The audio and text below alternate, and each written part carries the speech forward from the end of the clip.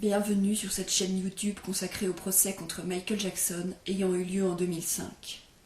Sur cette chaîne, je résume le procès jour après jour en m'appuyant sur la retranscription du procès venant du tribunal de Santa Maria en Californie. Si vous ne l'avez pas déjà fait, je vous recommande fortement de visionner mes vidéos précédentes afin d'avoir une vision précise du déroulement de ce procès et de prendre connaissance de l'ensemble des informations.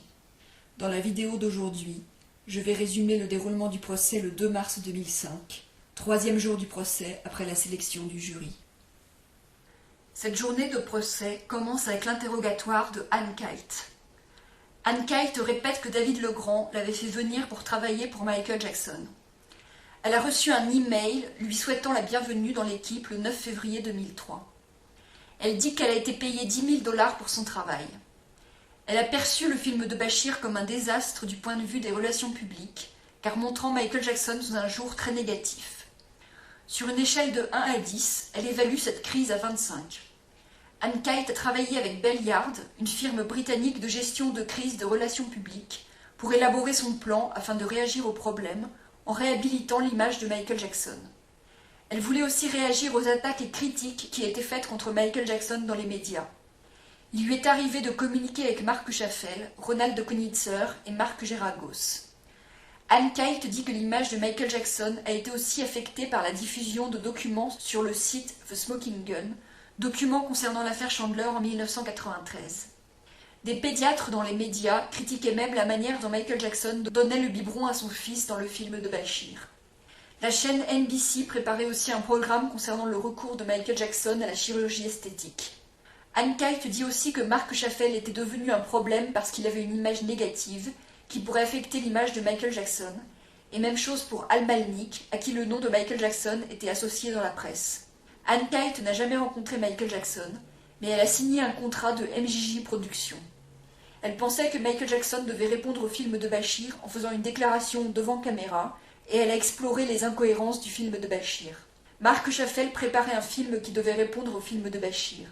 Ce film, Take Two, a été diffusé sur la chaîne Fox aux États-Unis. Anne Kite avait discuté avec Marc Chaffel de qui devait apparaître dans le film. Elle dit que Marc Chaffel lui avait dit qu'il pouvait convaincre des bureaux de participer au film et de dire ce qu'il voulait. Un email est identifié qu'Anne Kite avait envoyé à Ronald Konitzer le 14 février 2003 pour le prévenir que de la publicité négative allait être faite contre Michael Jackson dans les médias et qu'il fallait y réagir. Elle identifie une feuille avec son numéro de téléphone, ainsi que celui de Marc Geragos, Ronald Konitzer, Stuart Backerman, David Legrand et Richard Elsen. Il y a aussi les numéros de Gavin Arvizo et Debbie Rowe. Anne Kite dit que Marc Chaffel l'avait appelé le 13 février 2003 pour lui dire que Janet Arvizo avait quitté Neverland avec ses enfants pendant la nuit ou tôt le matin et qu'il était très agité. Ensuite, Marc Chaffel l'a rappelé plus tard dans la journée en lui disant que la situation avait été maîtrisée et cela l'a mise mal à l'aise. Il lui a dit que les Arvizo avaient été ramenés à Neverland. Ensuite, Anne Kite en a parlé avec David Legrand au téléphone.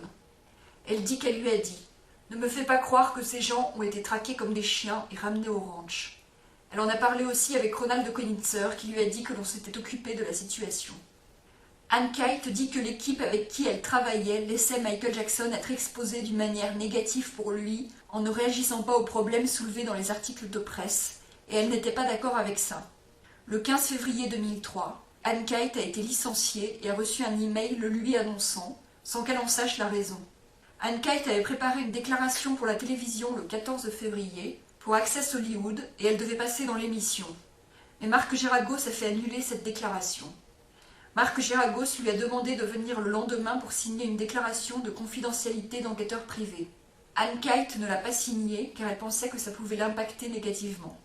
Plus d'une semaine après avoir été licenciée, Anne Kite a parlé des Arvizo avec David Legrand au téléphone. David Legrand lui a dit qu'il n'y avait plus à s'inquiéter pour Janet Arvizo car ils avaient un enregistrement d'elle et elle la montrer comme une pute folle. Anne Kite confirme à Tom Mesereau qu'elle n'a jamais rencontré Michael Jackson et ne lui a jamais parlé, et qu'elle n'a jamais rencontré les Arvizo et ne leur a jamais parlé. Elle n'est jamais allée à Neverland et a été employée pour Michael Jackson du 9 au 15 février 2003, moins d'une semaine. Pendant ce temps-là, elle avait un autre client, Webcaster Alliance, qui s'occupe de la diffusion de musique sur Internet. Anne Kite confirme que Michael Jackson ne faisait pas partie de l'équipe avec laquelle elle travaillait. L'équipe comprenait David Legrand, Marc Geragos, Stuart Backerman, Ronald Konitzer, Marc Chaffel et Dieter Wiener et des avocats en Grande-Bretagne. Anne Kite était impliquée dans les relations publiques depuis 20 ans et elle travaille aussi pour la diffusion de musique sur Internet avec Webcaster Alliance. Elle dit qu'elle a déjà représenté une célébrité, Marshall Silver, vivant à Las Vegas pendant 1 an, et c'est tout. L'un des buts de l'équipe était de porter plainte contre Granada, qui avait produit le film de Bachir. Une plainte était en cours en Grande-Bretagne. C'est pourquoi Anne Kite communiquait avec des avocats en Grande-Bretagne. Anne Kite travaillait à Las Vegas et avait seulement rencontré David Legrand en chair et en os.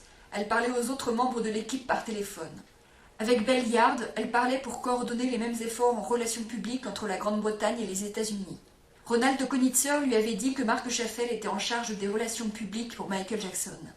Anne Kite dit que David Legrand et Ronald Konitzer lui avaient dit que Marc Geragos avait le dernier mot pour les décisions et qu'elle devait répondre à Marc Chaffel pour les choses les plus importantes.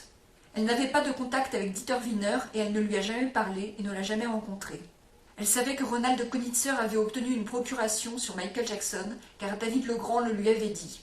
Anne Kite a demandé à David Legrand de commencer une enquête sur Chaffel, Konitzer, Wiener, Geragos et Malnick parce qu'elle ne comprenait pas pourquoi il laissait la réputation de Michael Jackson se dégrader dans la presse. Elle dit que David Legrand lui avait dit en mars que Ronald Konitzer avait utilisé sa procuration pour détourner 980 000 $ de Michael Jackson. Elle a dit au shérif de Santa Barbara que Konitzer, Chaffel et Wiener s'occupaient des opérations concernant le business de Michael Jackson au jour le jour, pendant que lui pouvait s'occuper de ses autres intérêts. Elle a dit aussi au shérif que Marc Chaffel lui avait dit qu'il était inquiet à l'idée que Janet Arvizo vende des histoires aux tabloïds britanniques. Elle confirme avoir dit à la police qu'elle avait envie de rire quand Marc Chaffel lui a dit que la situation a été maîtrisée à propos des Arvizo, car on aurait dit un mauvais film. David Legrand a été amené à lui dire qu'il avait des suspicions sur les autres membres de l'équipe. Anne Kite a dit au shérif qu'elle pensait que l'équipe de Michael Jackson ne cherchait pas à protéger ou aider Michael Jackson. David Legrand et Marc Geragos étaient en conflit sur plusieurs choses. Anne Kite pensait que Ronald Konitzer avait fait venir Marc Geragos dans l'équipe parce qu'il avait la procuration pour pouvoir le faire. Dans un mail à Ronald Konitzer, Anne Kite lui avait dit de se débarrasser de Stuart Backerman et de Marc Chaffel. Elle pensait qu'elle avait plus à cœur les intérêts pour les relations publiques de Michael Jackson que Stuart Backerman et Marc Chaffel. Elle a dit au shérif que Wiener et Konitzer avaient pris à des gens des millions de $. Elle avait encouragé David Legrand à faire une enquête sur Ronald Konitzer et se méfier de tout dans cette équipe, et elle l'a dit de nombreuses fois à David Legrand. Ensuite, David Legrand lui a dit en faisant son enquête que Ronald Konitzer avait détourné 980 000 $ de Michael Jackson. Des sources de Sony ont dit à Anne Kite qu'ils attendaient depuis des années pour prendre le catalogue de droits d'auteur dont Michael Jackson était en partie propriétaire avec Sony. Anne Kite pense que Wiener et Konitzer étaient liés à Chaffel et qu'ils faisaient tous du mal à Michael Jackson. Marc Chaffel ne lui avait donné aucun détail sur les circonstances dans lesquelles les Arvizo avaient quitté Neverland et étaient revenus, à part qu'ils étaient partis pendant la nuit ou tôt le matin. Elle confirme qu'elle ne faisait pas confiance à Marc Chaffel et Ronald Konitzer. Anne Kite a pensé pendant ces 6 jours de travail que Michael Jackson était mal conseillé. Elle pensait que suite à la préparation de Take Two, 3 millions de $ devaient aller à une corporation, Fire Mountain. Anne Kite avait dit à Marc Chaffel qu'elle pensait que Michael Jackson devait apparaître lui-même dans Take Two pour réfuter les accusations faites contre lui. Elle pensait que Konitzer et Chaffel pouvaient avoir des intérêts financiers à faire ce film.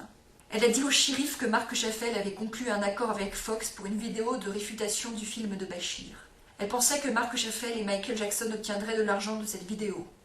Elle a dit au shérif que Ronald Konitzer lui avait dit que Michael Jackson n'avait pas vu Marc Chaffel depuis des mois. Elle n'aimait pas l'idée de signer l'accord de confidentialité proposé par Marc Geragos, car elle n'est pas une enquêtrice et ne voulait pas être bâillonnée, d'après ce qu'elle a dit au shérif. Elle a dit à Marc Geragos qu'elle était inquiète à propos de ce que Marc Chaffel et Ronald Konitzer faisaient. Anne Kite a dit au shérif qu'elle pensait que Michael Jackson ne savait pas ce que Konitzer et l'équipe faisaient et qu'il ne savait pas qu'elle avait écrit des communiqués de presse. Anne Kite a rencontré Jermaine Jackson, le frère de Michael Jackson, en avril 2003, chez lui à Encino, et la rencontre a duré plusieurs heures. Elle pensait que Jermaine Jackson était dans le déni concernant les gens entourant Michael Jackson. Elle avait dit à Jermaine Jackson qu'elle pensait que l'association de Michael Jackson avec Marc Chaffel pourrait être nuisible pour lui et que Michael Jackson avait besoin d'être avec sa famille et loin de ses gens. Elle a dit au shérif que Stuart Backerman était plus préoccupé par ses propres relations publiques que par le fait de s'occuper de Michael Jackson. Une citation dans la presse avait décrit Anne Kite comme étant la porte-parole de Michael Jackson, et cela avait mis Stuart Backerman en colère contre elle, car c'était lui le porte-parole. Elle pensait que l'équipe faisait passer ses propres intérêts avant ceux de Michael Jackson, et qu'il y avait un grand manque de communication dans l'équipe. Elle a dit au shérif que Stuart Backerman séjournait chez Marc Chaffel. Elle confirme qu'elle n'a aucune connaissance personnelle de quoi que ce soit fait par Michael Jackson.